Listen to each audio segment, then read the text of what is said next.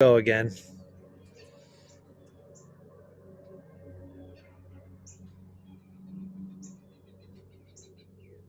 All right, Mr. Russ, you have been pushed. So I will stay around for about 5 minutes since you won't have a TA today, okay?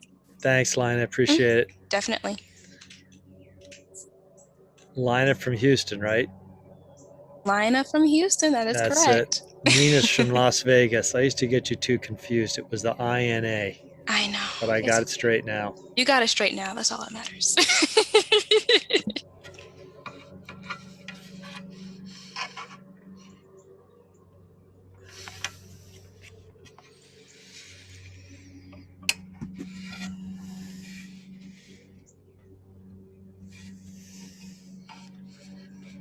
Good afternoon, Brenda.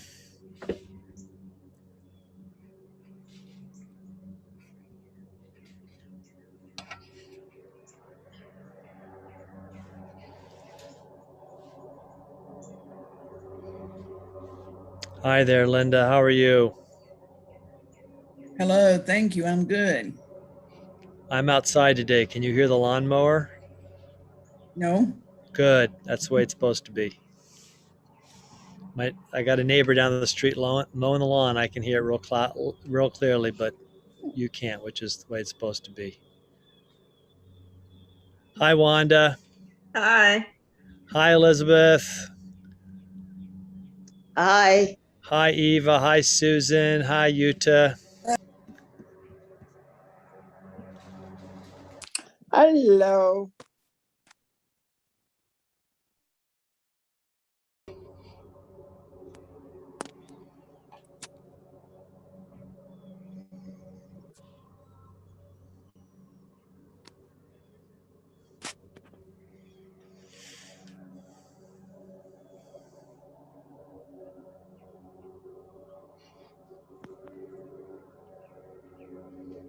Hi, Nikki.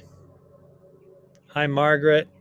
Hi, Rose. How are you? Very good. Hi, Rosalind. Trying to catch everyone as they join here.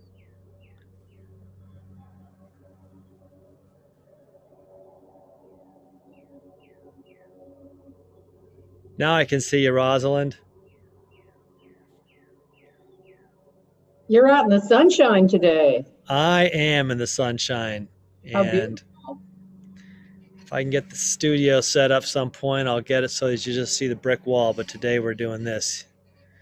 It's about 70 and sunny after a week of some cool and damp weather, and I'm ready for the sunshine and the warmth. So Where are you? I'm in the Shenandoah Valley of Western Virginia. Oh, what a beautiful area. It is a beautiful area. And if you all, sometime I should let you all see the view I'm looking at. If I look straight ahead, I'm looking at the Allegheny Mountains, which border the western side of the Shenandoah Valley, the east side of the Blue Ridge, and the west side of the Alleghenies, and about probably 9 miles to 10 miles due west of me is a peak called Second Mountain, and behind it is another ridge that forms the border between Virginia and West Virginia. Wow. I used to joke, if West Virginia is almost heaven, then Western Virginia is heaven, because it is really beautiful here. It's just delightful. Farming country. I'm in a nice mid-sized city, about 70,000 people, with a big state university and a couple smaller private universities, colleges. We'll give it about 1 or 2 more minutes for everybody to join in. Good to see you all this afternoon. If I didn't greet you by name, Mary just came on, and I think I said Eva. Welcome to all of you. If you wouldn't mind just putting in the chat today where you're from. I do know where a lot of you are from, but in case anybody's new, they can see where the other folks are from. And Doreen, you have some interesting art on the wall behind you, but you just turned off your camera. It looked very interesting. Good afternoon, Deb. I like the way you have that framed and arranged, Doreen. That looks very nice. When I go traveling, and I like to travel, very, very much. I do travel a lot. I don't buy any trinkets or whatever. I buy a picture. Usually, I try to buy from the street artists. So I get what. So I have a house full of pictures of all sorts of places I've visited. I do the same thing, Doreen. I like to buy stuff on the street from artists. One of my favorite pieces of artwork is a small painting about, I don't know, 8 by 10 inches that my wife and I bought on the Pont Neuf in Paris. Pont Neuf in Paris. Just a guy doing watercolor with an ink outline, and it was beautiful. Yeah. Kind of torn paper look, and we loved it. Just bought it on the spot, rolled it up, put it in a tube, brought it home. I bought one in China for $10. Wow. Can you see this?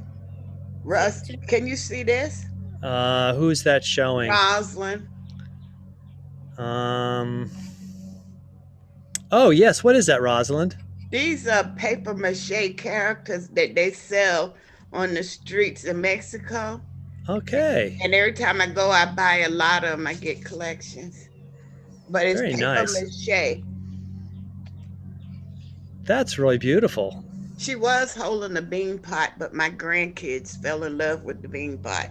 And I don't know what happened to it. But I got lots of them. So when we travel, Canada, Mexico, anywhere out the country, we buy to Hawaii. I was sharing this morning that I like to buy small things like that as souvenirs, and we give them for Christmas presents. One other thing I collect still is stamps when I go somewhere. And I have I was a stamp collector as a kid. I still collect occasional stamps, but I like to buy new stamps from every trip that I take. I also send postcards home. So I usually buy the stamps for whatever the postcard takes, and then I buy an extra one, which I keep, and I put it in the album. Well, let's see. Eva's from Queens. Welcome. Susan from Houston. Lina, who is our tech person, just left us, is from Houston. No, that's Susan is from Houston. Yeah, that's what I said. Susan's from Houston. Eva wants a session in the Shenandoah Valley. Thank you for that idea. I was thinking we might have to do something like that. The Shenandoah Valley is just beautiful.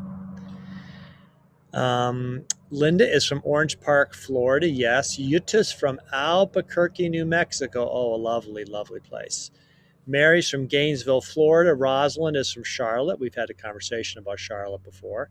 Nikki is from Roseville, California. Wanda is also from Charlotte. See, Charlotte, you got, oh my, Elizabeth is from Charlotte. We have quite the contingent today from Charlotte, which is another delightful town. Wendy's from San Francisco. Joanne has joined us as usual from Horseshoe Bay, Texas. And Lily is from New York City. Welcome, everyone. Glad to have you here. I'm leading my class today from outside. This is the front deck of my house, and if you were to see what I'm looking at, I was sharing with others. Maybe I'll get a picture of it and put it up sometime for you.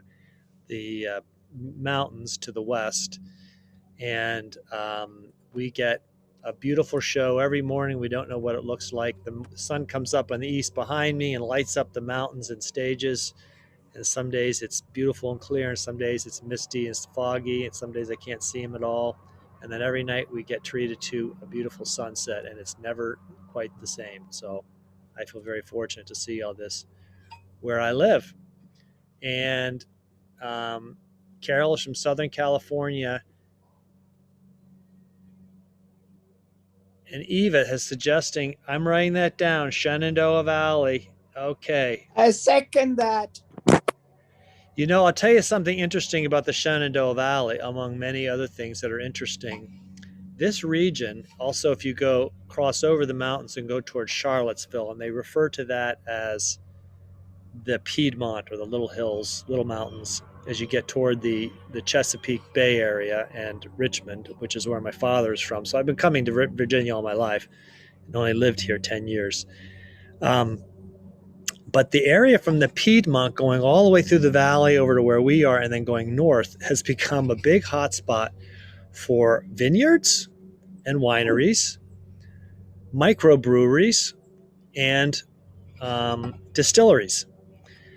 I think I saw a map last year of the distilleries, wineries, and microbreweries of this region, I think it had 30 or 40 on it, which completely astounded me. And now the vineyards go all the way up to near toward Washington, D.C., in Northern Virginia. They go quite far north, actually. But just a lovely area. The Shenandoah Valley is largely agricultural. Yes. And my uncle moved from Alabama when he was young to go there following the coal mining. So we used to visit when we were little with my mom to go see her uncle because it was big coal mining. Mm-hmm. Yes, Eva's mentioning winery tours, and that we have those around here. They are lovely, even if you don't drink. You're exactly right, Eva. And you can even do it. There's even over near Charlottesville, there's like a brewery tour you can do on your bike. I can't figure that one out. I don't think I could drink a beer and then go ride my bike. But anyway, I guess some people can. I'm going to go ahead and share my screen today. We're having this is the first time class I've done this. This is a special one. I've had lots of requests to talk about more pilgrimage experiences. And so I've done one on my walk to the Camino de Santiago to Santiago de Compostela in 2018. And then in 2019, my wife and I walked to Assisi in Italy. But before I did either of those walks, in 2016, I made a pilgrimage to Iona and Lindisfarne, which are in the British Isles. They're actually the borders. I'll show you a map in a minute. The borders of England and Scotland, and in Scotland. And I've known about them for a long time. But this is the request of many learners, and I'm glad we've got a lot here to hear about it today, as I love to share about these experiences. By the way, if there's any questions you have today or anything you want to raise, please put it in the chat.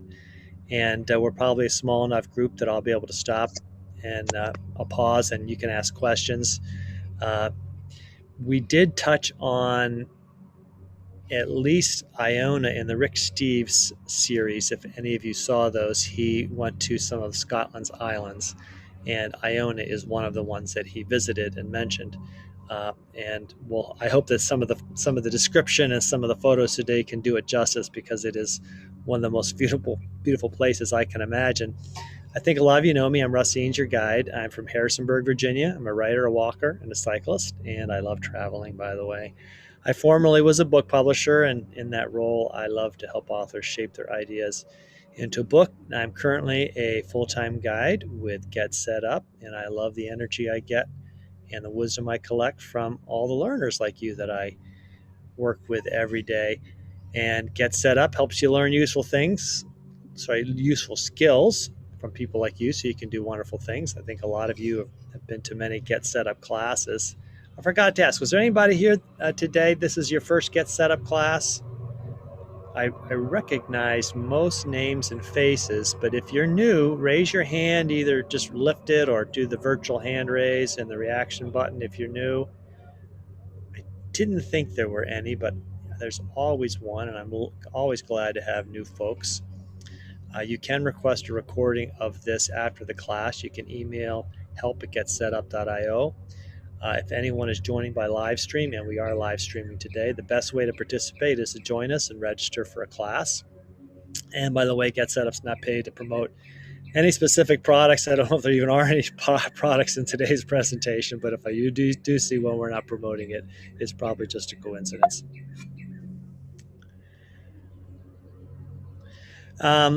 Here's a quote that I got thinking about today. There are places in this land where heaven and earth have touched, changed lives, and transformed landscapes. And a lot of what I'm going to talk about today in this pilgrimage to Iona and Lindisfarne has a lot to do with what I call a sacred landscape. A pilgrimage is a journey to a sacred place or shrine, or any long journey or search, especially one of exalted purpose or moral significance. That's straight out of the dictionary. It's a pretty good definition. The urge to go on a pilgrimage is a universal human urge. It's thousands and thousands of years old. People have been taking pilgrimages for thousands of years. And they do it all over the world because there are many sacred landscapes all over the world. I'm going to talk about a few today in Britain and in Scotland, but they are all over the world. And I would love to someday to visit some of the ones in the East. I'd love to go to India, Tibet, some of those places like that, or Southeast Asia, where there are also many sacred landscapes. In the Middle Ages, people took pilgrimages, and I'm speaking here of Christian pilgrimages, to many places. The most famous or common in Europe were Rome, Jerusalem, and Santiago de Compostela. But the idea of pilgrimage in the Middle Ages was to go to any sacred or special place, and there were hundreds and hundreds across the landscape. And so the majority of people probably took some pilgrimage in their life. It might have just been a day's walk somewhere to a sacred shrine or landscape because it was part of their faith. Some, of course, walked those longer distances to places like Rome or Santiago de Compostela, or they took a boat, maybe a ship to the Holy Land. And a pilgrimage can be done any way that you want to do it. And in modern times, the idea of pilgrimage has been revived in the last several centuries. I think it's because people are hungering for a reconnection with the sacred, with divine, with something deeper within themselves, something spiritual. And we often feel disconnected from the spiritual life and also from nature. And so one thing that's particularly special about Lindisfarne and Iona is that they are sacred places out of the Celtic tradition. And as I talk about that, you'll pick up some of the things why the Celtic tradition is a bit different. Just to give you a little idea where we are on the map, this is Scotland, okay? So the northern part of the British Britain, Great Britain. And Iona is almost invisible. It is a tiny little island off the western coast, and you have to cross over a larger island of Mull to get to it. And Lindisfarne is way across the other side. It's on the northeast coast of England. And it's just about, actually, you can see it on the map. Well, if I had this blown up, you could see there's a little dot down there, and that's Lindisfarne.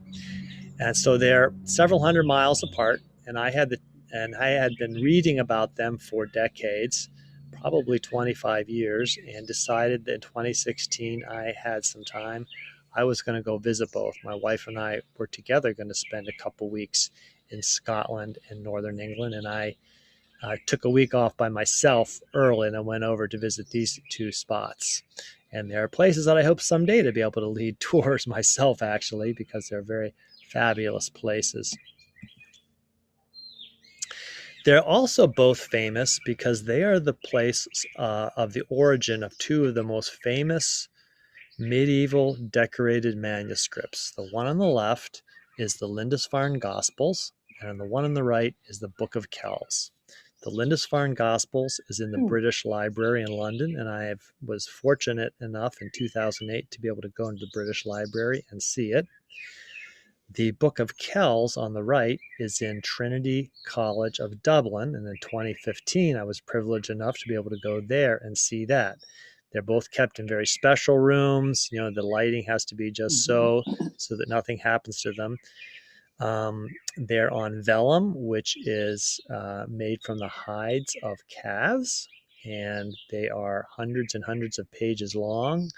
They are decorated with ink made from all sorts of materials to dye them, and they are beautiful. The book of the Lindisfarne Gospels is definitely dated to about the year 700 because inside it tells the name of the person who started it. And we know that he was the bishop at Lindisfarne about 700 AD. The Book of Kells is on the right, and that is possibly a little bit later origin, maybe a few decades later. The style of decoration of both is very similar, so they came out of the same decorative motifs, I should say, and style of writing and decorating. So they're sort of both come from the same source. And as you learn more, as I share more about Iona and Lindisfarne, you realize that the two have a very common origin. Iona, this is the one on the western coast of Scotland, has been settled for about 4,000 years, but its fame began with St. Columba in 563 AD. And without going into the long story about it, St. Columba was a monk in Ireland, and he was from a very from a nobleman's family. And in those days, often the leaders of monasteries were from the nobility. And there was a conflict, a fight, and people died in the battle. And he was so stricken with remorse that he left Ireland. I didn't say he was Irish. He left Ireland, and as a form of penance, sailed until he couldn't see Ireland anymore. And that was where he arrived at the island of Iona in 563. Founded a monastery there, and then it also founded several other monasteries over the next decades.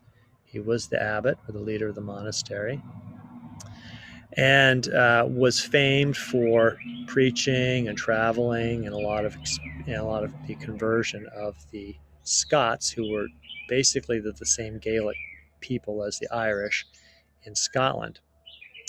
Here's a map itself of Iona. Iona is just 3 miles long. It's a beautiful place.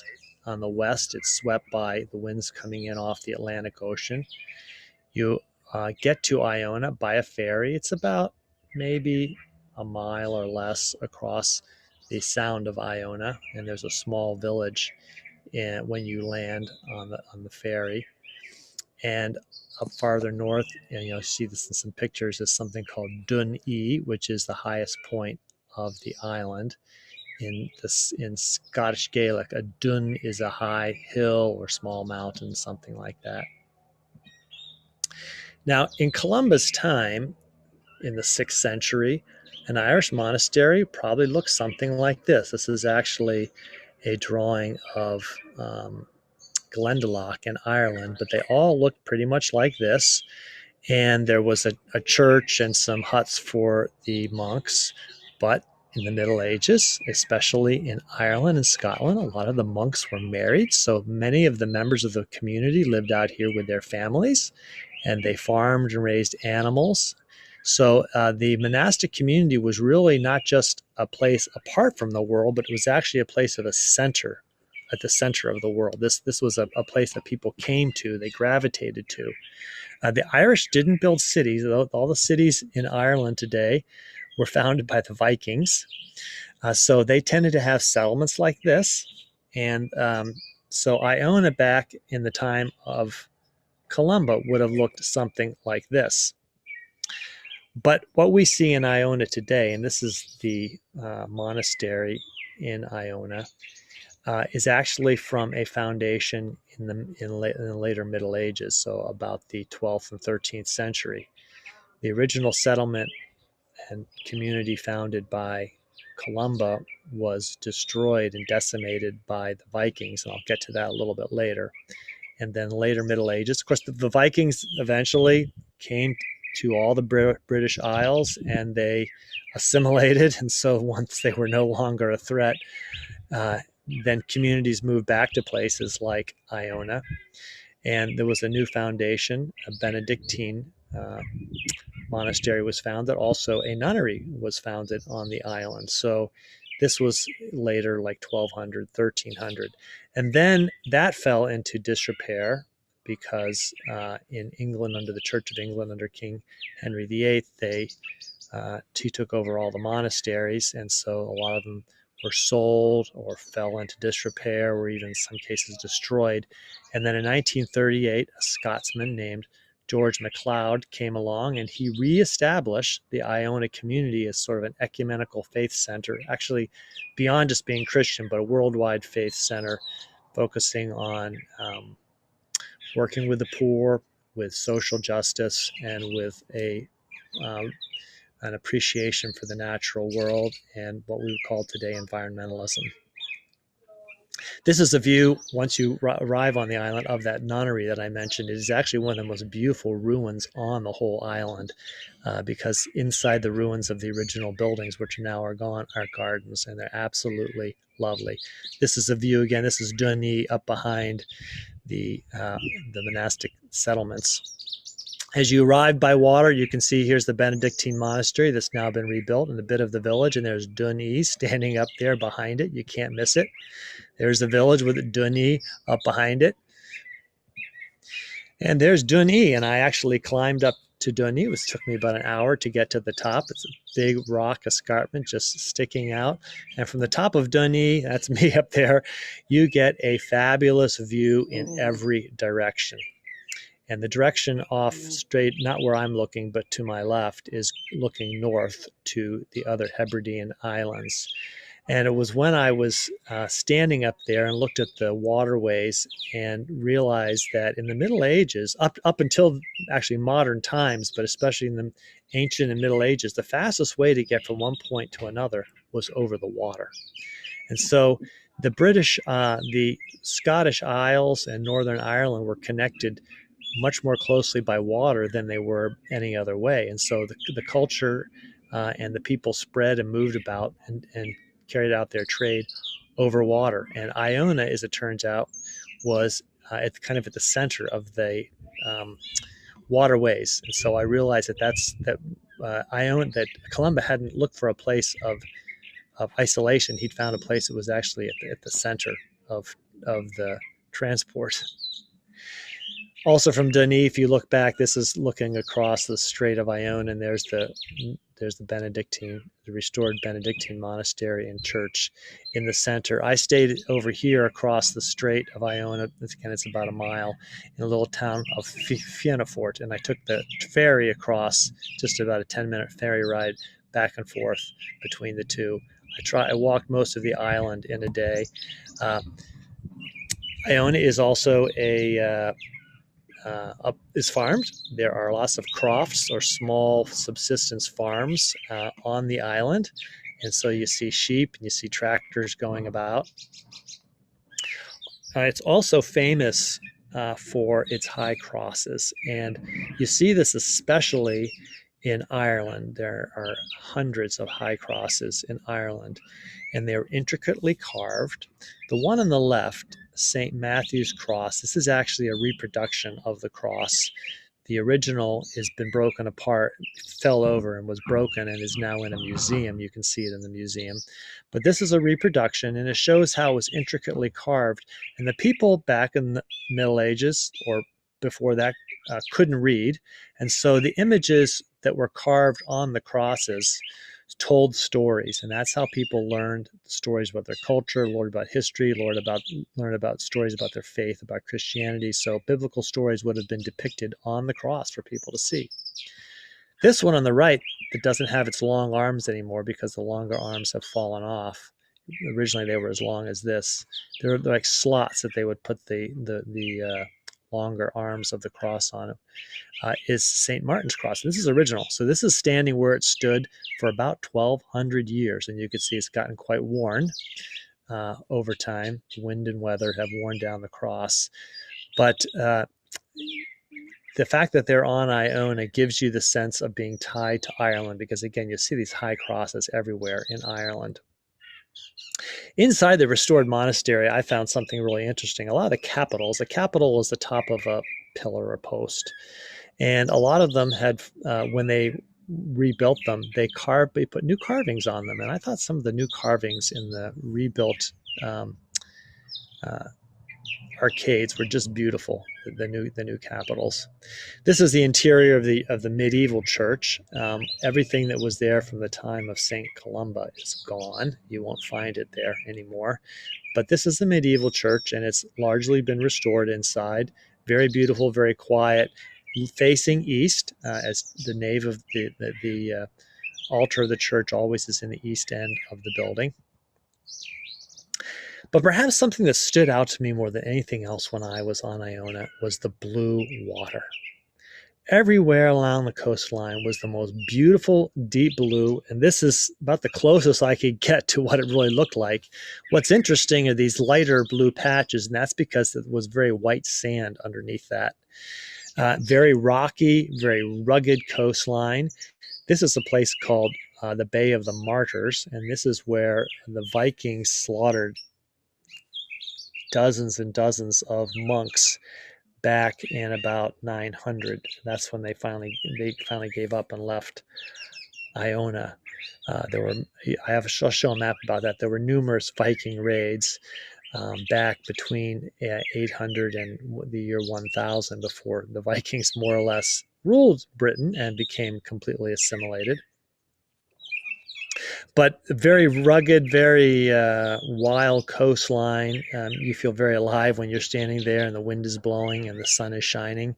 The backside of the island facing west is very rocky too, also with beautiful sandy beaches. And there is a feature on the west side of the island that's somewhat surprising. There's a 3-hole golf course.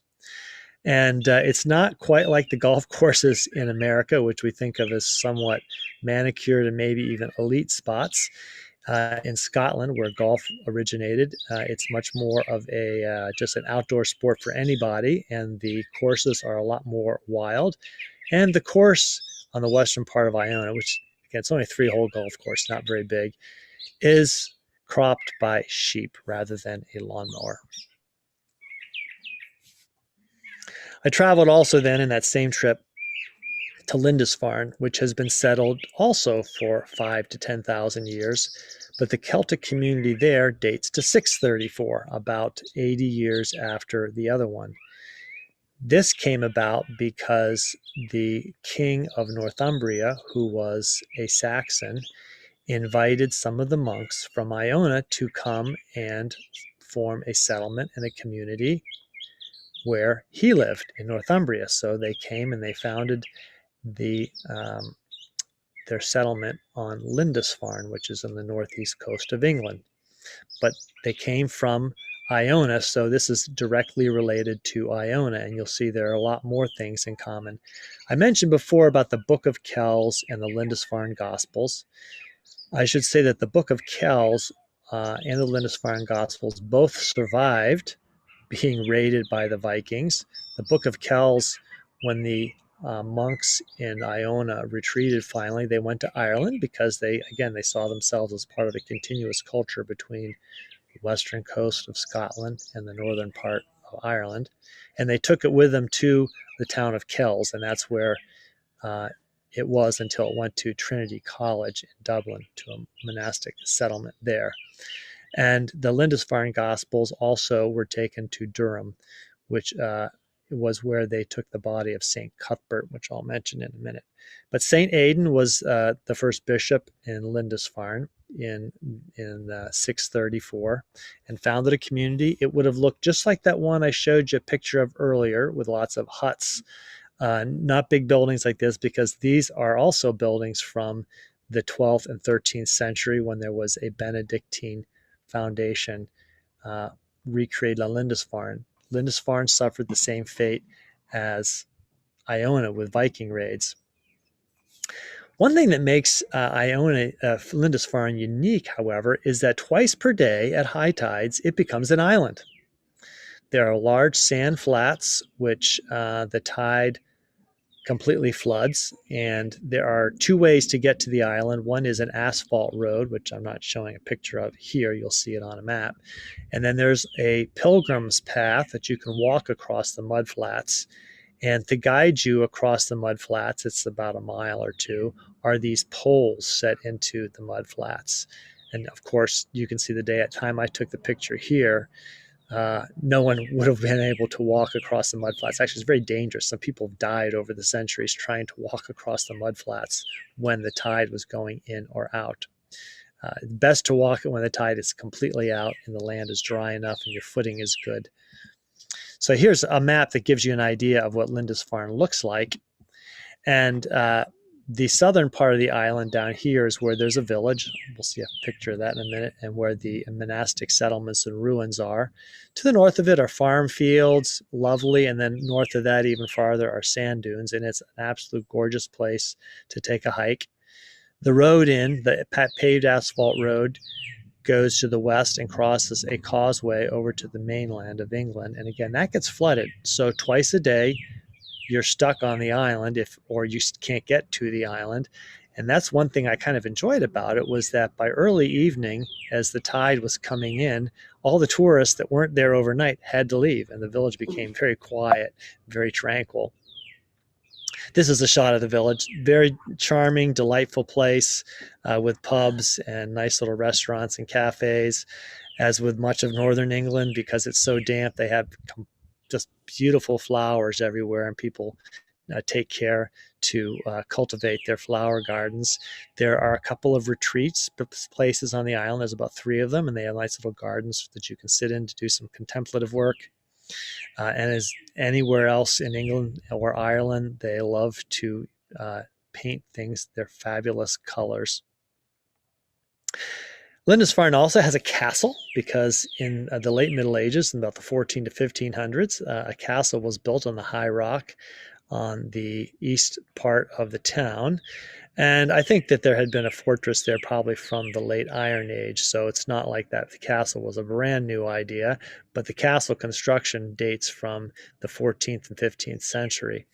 And you also are reminded when you are on Lindisfarne that there is a modern economy, that there is a fishing village there, and there's lots of lobster cages. And they also is farming area, and they raise sheep there just like they do on Iona. One thing that you see everywhere along the coast of Great Britain, I saw it everywhere I went, I've been, is valerian, which is introduced to Britain. It was not native there. It's a wild herb that has many important medicinal purposes. And of course, this is a road heading out east of the village. And it's great to take a walk along the northern coastline, which is very rugged and wild, just like Iona. There's a labyrinth on the eastern part of the island that you can walk. Plus, what I love is how pilgrims leave little cairns or piles of stones. This is a part of the Benedictine foundation from the late Middle Ages. It is now, of course, a ruin, and as is the case of many of the ruins in Great Britain, it's a beautiful ruin with grass in the middle, and some more of those Celtic high crosses here in front and scattered throughout the ruins. There is still an active church that has been always kept on the island. It's a beautiful place, and they have a service there. I went one evening to that. And this just gives you an idea. I was mentioning before about the Vikings. The Vikings came over from Denmark and Norway starting in 793. Lindisfarne had the distinction of being the first place they raided. They discovered that those monasteries had gold and other treasures. And once they discovered that, they kept looking for them. So you can see they came over from Norway to Lindisfarne. They kept going all the way up around the coast of Scotland, and they discovered the other one over here in Iona. It's 9 years later that Iona was raided. Each of them were raided multiple times during the 8th and 9th century, to the point where the monks gave up and left. There is another famous bishop or monk who lived on Lindisfarne named St. Cuthbert, and he was considered the holiest bishop or monk that had ever been there. And he was buried on Lindisfarne, and his burial place was a spot of veneration and pilgrimage in the Middle Ages. But when the Vikings came, the monks decided it wasn't safe to leave his remains there, so they carted them off to several places, finally landing in Durham. And an entire cathedral was built over St. Cuthbert's remains in Durham. And on maybe perhaps another class, I'll show you some pictures of the Durham Cathedral, because it is one of the most fabulous in England. But when a saint was died and their remains decayed, they would usually gather up their bones and they would put it in a reliquary.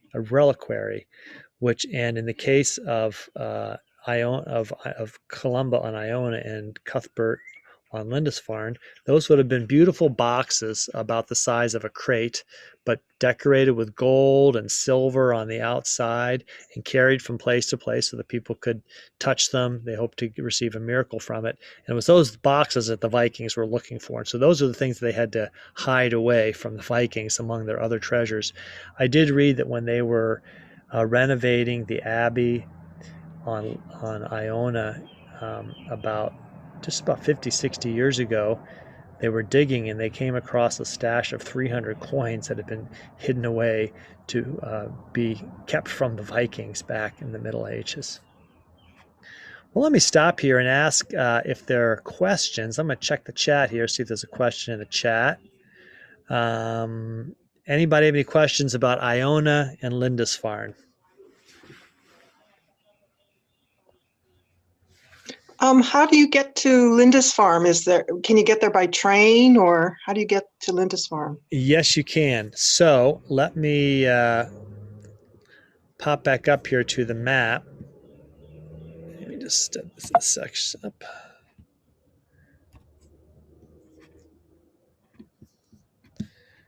So to give you an idea, they're both very accessible. Here's my map of Scotland right here. And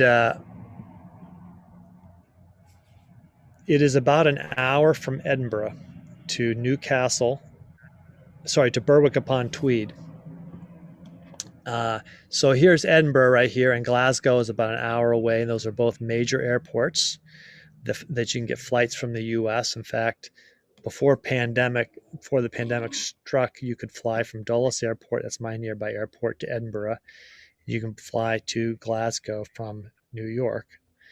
But this is a little town, Berwick upon Tweed, and the Tweed is a river that flows out of the Highlands of southern Scotland. And the Tweed was traditionally considered sort of the border between England and Scotland.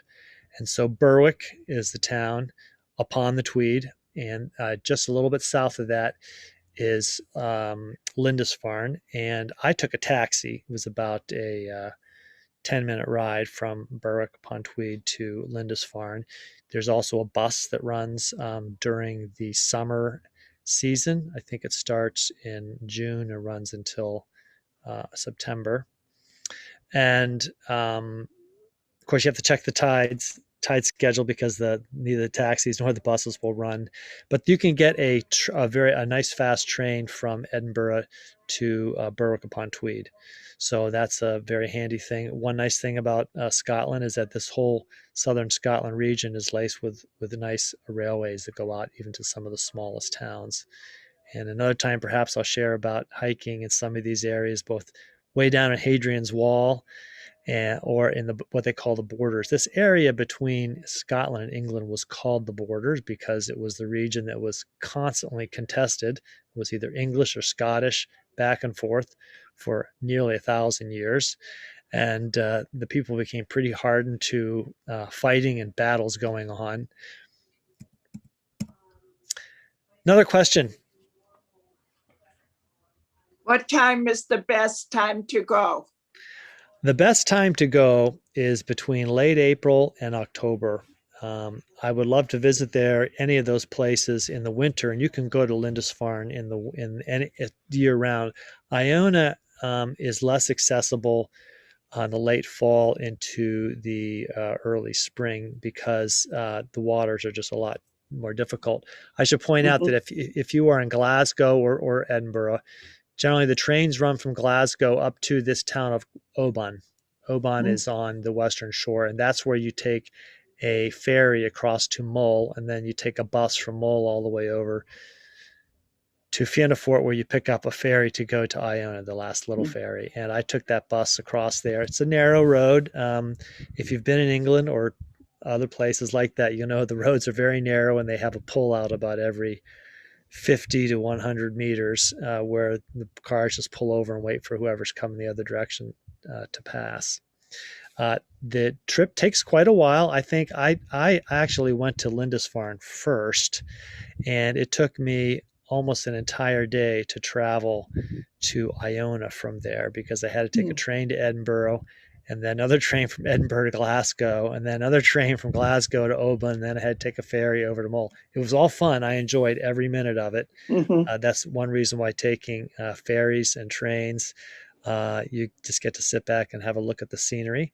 I also discovered in seeing the scenery in southern Scotland why so many of the Scots-Irish settled in the Allegheny Mountains where I am, or up northern Pennsylvania where I used to live, because they look exactly like that. They're full of rhododendron and ferns and all sorts of wildflowers. The one thing we don't have here that you have in Britain or in other parts of Europe, I've seen it everywhere I've been in Europe, is the gorse bush, which is yellow and beautiful. I have a question. You said that you've done a lot of hiking. What is in the south of Scotland there? Is it, I've hiked the Yorkshire Dales. Is it similar to that? A little bit, but it's, I've also been, I've been across the Yorkshire Dales, haven't hiked them. Southern Scotland, this region right here is hillier. I've actually biked across this through Edinburgh, and it is hillier, and there's more trees. The Yorkshire Dales don't have very many trees. Yeah, that's true. Not that dissimilar, but I'd say it's a little bit more hillier and more trees. And one of the best places for hiking, I would be glad to teach a class about it sometimes, is through this area in the borders, because I spent a week also hiking just the borders. I did a trip where I, the next year after I did this pilgrimage, I came back with my oldest son, and we did a week or a tour around. We went up to Inverness in Scotland and then back down to Glasgow, and he went home and I stayed an extra week, and I hiked by myself in the borders.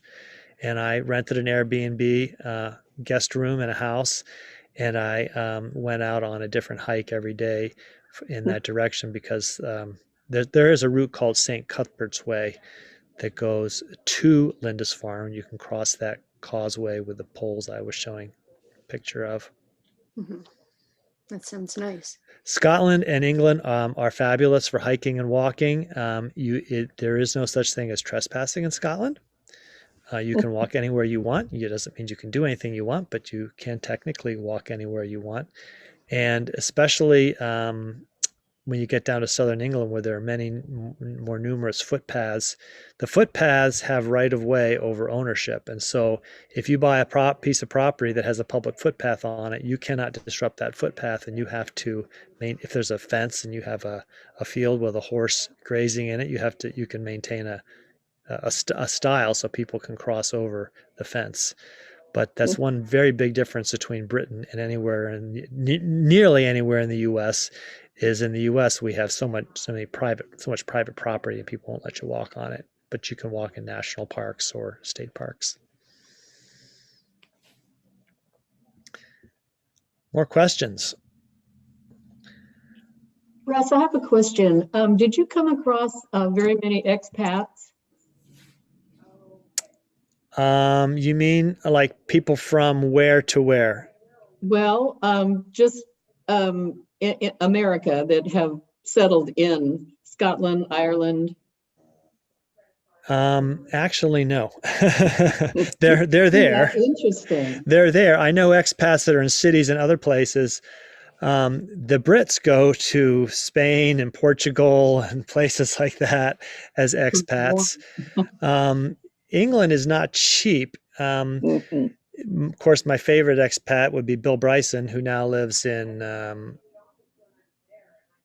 well, I'm not sure where he's living now. Is he back in Cambridge? He's moved back and forth between England and the US, and I think he's ended up in Cambridge now in his last sojourn back across there. Occasionally one meets them. I tend to meet more Brits in the US than I do Americans that have gone over there. I'd have to think about that. Perhaps I have to think about the expats I've met. Doreen, where are you from? England. Sorry, where? The centre of England. I was actually born 10 miles from Birmingham. Okay. And I ended up living just down the road. I don't know whether any of you are golfers, but just down the road from the Belfry. Okay. Which is They paid the Open there one year. So you're from England. You're from the UK. Have I said anything inaccurate so far? Please correct me. I'm always ready to. No, you're going good. You're going I good. I've been to the UK 6 times, and the last time I was there, I biked from Land's End, which is the southwest corner of Cornwall, to this little spot up here in the tippy top of Scotland called John O'Groats, and the Brits called it the End to End. It's 1,000 miles. It was a supported ride. It was took 2 weeks, and well, Doreen will know what the hedgerows are like in England, and the place I enjoyed biking the most actually was Scotland. It was hilly everywhere. England is a lot hillier than Americans might realize, but the most mountainous part, if I can call it that, was Scotland, but it was more just long climbs, and one of the most fabulous downhills I've ever had in my life was up here in the Cairngorms coming down from a ski resort. Was about a 6 or 7, maybe 8 mile downhill on a bike, which also means I had to climb that far to get up there. Anyway, but it was fabulous. I love the UK. I love the fact that the places you can walk. Some of my favorite walks actually was the South Downs. I've walked parts of the South Downs, and well, more questions. You can tell we have more rain there. It is very green. I cannot explain to people how green are the grasses. Doreen, that's the very first thing I noticed when I went to England in 1998. I got out of the plane and someone started driving me to where we were staying. And the first thing I said to myself was, the green here is a different color. I don't know how to explain it to anybody. Yeah. Very green, very wet. Yes. Very damp. And the British Isles are very have very moderate weather because of the Gulf Stream. In fact, there is a place here, I'm not sure where I've got it exactly, but in this region of Scotland where they have palm trees in some gardens. There's actually one also up here farther northern in Scotland that's been planted in a garden because the sea comes in off of these lochs right here. There's long inlets from the ocean. We are having climate change there as well. Yes, and I actually think it's making it a little bit drier. Yes, it is getting drier. They're getting warmer weather. And yes, when Doreen, you wouldn't believe it, when I biked the end to end, which was the last week of June, the first week of July, it didn't rain a single day, which astounded me because I came prepared to bike in the rain. And it was also several days in the 80s Fahrenheit, and it was very hot. We actually got dehydrated. No, when I was a child, you didn't get the warmth of that. But there's nothing like an English summer day because there's no humidity. It's beautiful. It is beautiful, and I love it there, and I would go back there tomorrow if I could. Russ, did you say there, I think I saw a picture of a castle. Was that in Lindisfarne, and did you actually go up to the castle? I walked up and by the castle, yes. I didn't go in it, but I walked just below it, and the ramparts below it. It's partly fallen down. I believe it's also part of it might be a private residence. So here's one of the humorous things in Scotland and in Ireland too. They have what they call castles, and they're just fortified houses. This wasn't that. This was more than a fortified house. But when my wife and I visited Ireland in 2015, and we stayed at a bed and breakfast out on the west coast, and we looked out our window the first morning, we saw this fortified house. They're just a square building about what we think of as 3 stories high. And the B&B owner said, yes, that's the Fitzgerald Castle. And it was their fortified house. And actually, when you go to Hadrian's Wall, there's a fort built by the Romans. And the Scots built a fortified house out of the stones from Hadrian's Wall, probably in about the 1500s. I have another question. You mentioned the Vikings in these areas. Are there museums on the island of on the island and Lindisfarne that show any archaeological remnants found? There are. Iona has a beautiful museum. Oh. There are, I didn't mention this because there wasn't enough time, but starting before the time of the Vikings up through the late Middle Ages, Iona was considered such a sacred place that the kings, and not just kings, but noblemen of Scotland were buried there. And there's a huge burial ground. There were many burial slabs. Some of them are still in existence, and a lot of the ones that were carved have been moved into a museum, as well as some of the remnants of those crosses I was showing. So it's a fabulous museum. It's not huge, but it's a really beautiful little museum. And Lindisfarne doesn't have a museum per se, but there's a lot of things that are in the church, the current church, that are kind of things like you'd see in a museum. In each case, I recommend anybody going over there to get a pass. If you're visiting the country, you can get a pass for a certain amount of time, a week, a month, and it'll allow you to go into any of the, I think it's the National Trust or other publicly maintained sites like that have an admission charge. You can go in for free. And if you're going to be there for 2 weeks, I highly recommend getting one of those passes. Russ, And if you're a senior, you get a discount. Yes. if she's interested in the Vikings, in Northeast England, there, the town of York, they have a whole, it's like a ride you go on, and they had a Viking settlement, and they have everything set up with little people moving and what their huts look like, their food, everything about their life. It was fascinating. In the Thank town you. of York. I actually was in York in 2014 and did go there. Oh, good. Yeah. Yeah. And the Minster and the Shambles and all those places. I love York. I'll be talking about York Friday, so come back. It's 11 o'clock. I'll be talking about York and Munich. York was, of course, the Viking city of Jorvik.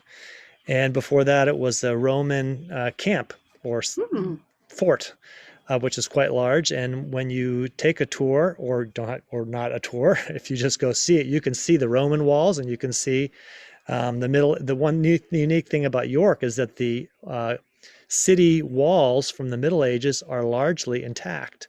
We walked around the top. You can walk them, and there was a movement, an initiative, I think, in the 19th century to demolish them, and they successfully. The movement was defeated, and they kept them, and it's one of the treasures of York. So that's one reason why I enjoyed. My wife and I spent a week in York. I'll be talking about a free city tour of York and Munich on Friday, and then probably next month I'll be talking just about York itself, because I found some what I call the hidden treasures of I'll be doing a series on what I call hidden treasures, places and things you don't know about places that if you find out in advance, you can go hide because they're not in the normal tour. So Great, great. Like Looking forward. all over the place. Pardon me? Like all the little carvings of the cats hidden on the different buildings and things. Yes, one of the hidden treasures I've found is what I call graffiti, and I noticed this when I first went through my first cathedral in 1998, and of course saw it again. And actually, I think it was in 2008 when I went to Canterbury Cathedral and I noticed the graffiti, and then I started looking for it in every church and cathedral throughout Europe, and I found it everywhere. And some of it is quite astounding. There's another little thing that if you've been in England, they call the Green Man, that you can find if you go look carefully in churches and cathedrals, which is another odd thing, a hidden thing you have to look for. But once you find out about it, you'll look for it everywhere. Let me see if I probably got time for one last question or comment. Oh yes, Joanne was in York on 2019. Great. Joanne, make sure you come back for the sessions on York, because I think it's one of the most delightful cities. I visited there in 2012 with my son for a couple of days and told my wife when I came home, I said, we're going to go back there together and spend a week. And we did. When we were in York, we went across the Yorkshire Dales up to Whitby. and just enjoyed the ride on the bus, just going across the Dales. And Whitby's a fabulous place to visit as well. Well, you've been a great group. Sorry, there isn't time for any more questions, but this class will probably repeat someday. And I think this might be on next Monday as well. So come back and we could talk more about Lindisfarne and Iona.